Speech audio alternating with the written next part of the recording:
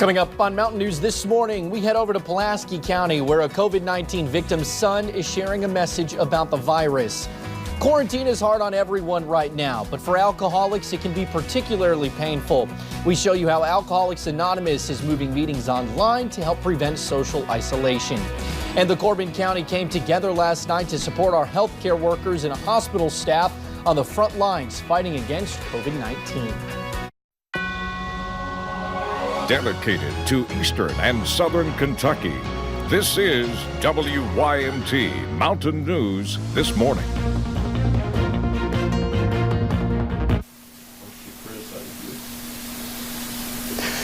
Good morning. It is 5:32 on Monday, April the 6th. I'm Will Puckett. Thank you for tuning into Mountain News This Morning. If you're just tuning in for this half hour, we're doing today's show from my living room, but we have the always marvelous Brandon Robinson back in the studio to bring us our weather.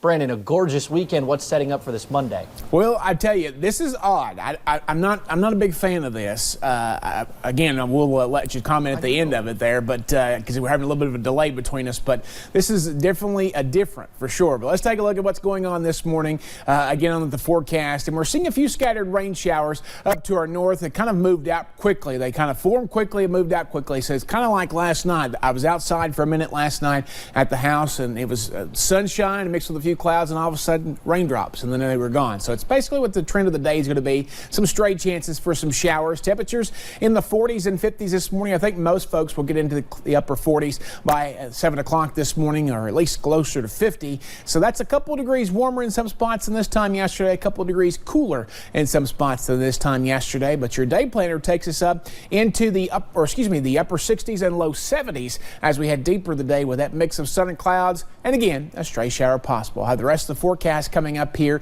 in just a little bit. Will? All righty, Brandon, thank you. Well, officials from the Thousand Sticks Volunteer Fire Department say a body found this past weekend in Leslie County is identified as Donna Sizemore. Sizemore went missing after a car that she was a passenger in went into a body of water nearly 2 weeks ago. Officials say a group of family friends found her in the water about 2 miles from the Trace Branch boat ramp. The body was sent to the state medical examiner's office for an autopsy. We will have more information on this on our website as it becomes available.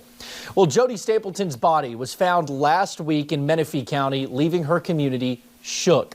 Yesterday, that Pike County community poured out to send up its final goodbyes. Friends, family, and loved ones lined the roadways in Shelbyana releasing balloons, showing their support for Jody and her family since they were unable to attend her funeral. They say it was the one way they could honor her memory and bring a small amount of light into a dark time for the family. Every night, we lose a Kentuckian to COVID-19. Governor Andy Beshear asks us to light a green light to honor those lives and honor the remembrance of those people that we lose. This morning, we hear the story of one of the victim's sons, a man from Somerset. WKYT's Grace Finnerman has more this morning. David Pittman was an outdoorsman, his son Dustin says. One of the things Dad enjoyed most was fishing. David was a fighter, winning his battle against stage 2 colon cancer. He kicked its butt, and I thought after that, I was like, man, Dad's like Hercules, nothing can break that old man down. But then came COVID-19. It was a fight even David couldn't win. That night, we got the phone call. They was going to go ahead and pull the plug on Dad, and I asked him, I said, can you please wait? I said, we're the only two able to even go down there. Dustin posted the following live Facebook video the night of his father's death. I'm currently sitting here at the hospital.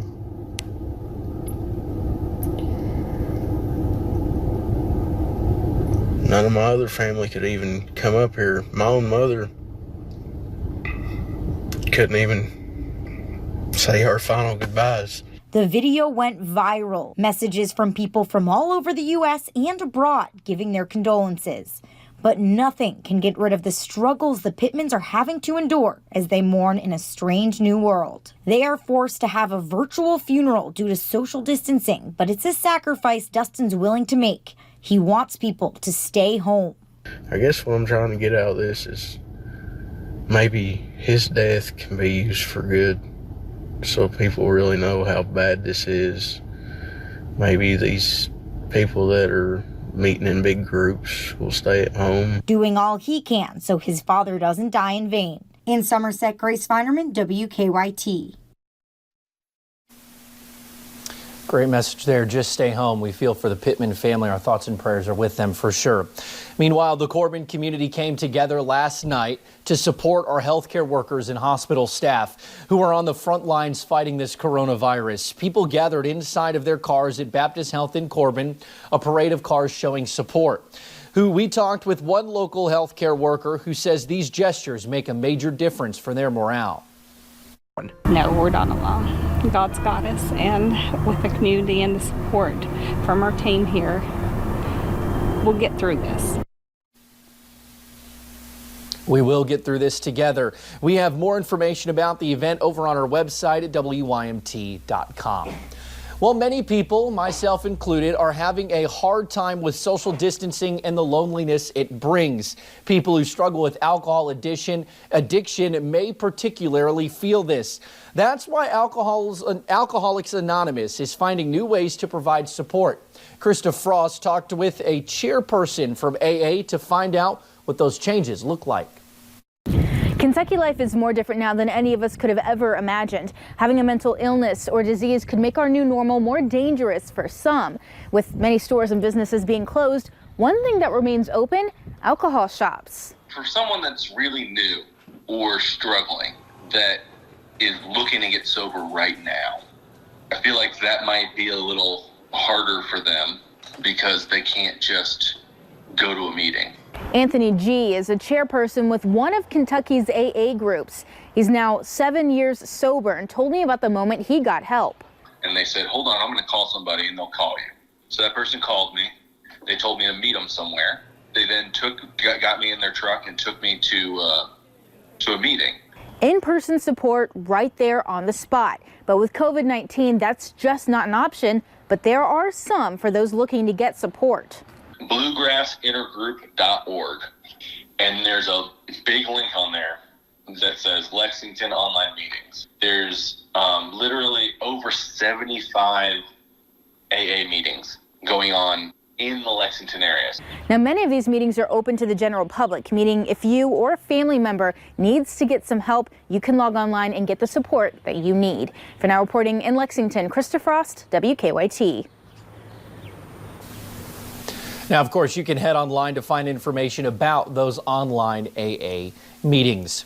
Well, the novel coronavirus has already claimed nearly 10,000 lives in the U.S., and some officials say this will be an especially rough week in the states. But they also hope the outbreak may ease shortly afterwards. President Trump says the U.S. is making progress in the war against the COVID-19 pandemic. U.S. health officials say the country does not have control of the disease yet, and that the next 2 weeks are crucial in possibly flattening the curve.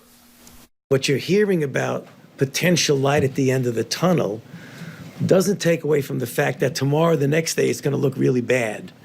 So we've got to make sure we realize we're always talking about a 2.5 week lag. Dr. Anthony Fauci, who you just heard from, also says it's important to get the virus under control globally, or it could become a seasonal problem, and that the development of a vaccine would help the U.S. be better prepared in case of a resurgence. Well, coronavirus spreads through respiratory droplets. Research indicates just talking or breathing can transmit it. So what about spitting intentionally in the produce aisle? A man in Massachusetts is accused of doing just that. This cell phone video shows 2 or 3 men subduing another man. Kingston police were told a 65-year-old man from Duxbury was coughing and spitting and became confrontational with staff and witnesses, leaving many shocked. Odd behavior for people. Maybe whoever did that has other problems, but something like that should not occur, period. That somebody would even think to do that it blows my mind right now, especially with what's going on. And everybody should be bonding together and be respectful of each other and try to stop the spread of this awful thing that's going on right now. The man who took this video posted that the man was coughing and spitting on the produce, but in the police news release, it does not say what he was targeting. Police say there was no indication that suspect had COVID-19, but he was taken to a nearby hospital to be evaluated just in case. Well, most churches in the United States have stopped in-person services to slow the spread of coronavirus. But some congregations are still attending in person despite the warnings. CNN's Gary Touchman caught up with some in Cincinnati. Driving out of this Ohio parking lot is a woman who just attended a church service with dozens of other people, including children. Can I ask you about your decision to go to church, to be inside that building? I wouldn't be anywhere else. Aren't you concerned you could infect other people if you get sick inside? No. People who don't go to this church? No. I'm covered in Jesus' blood.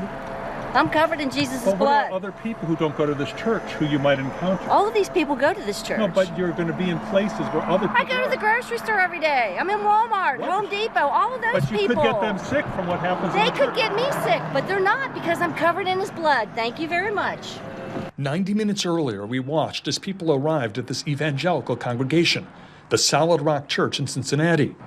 This couple about to walk in with a toddler and a baby.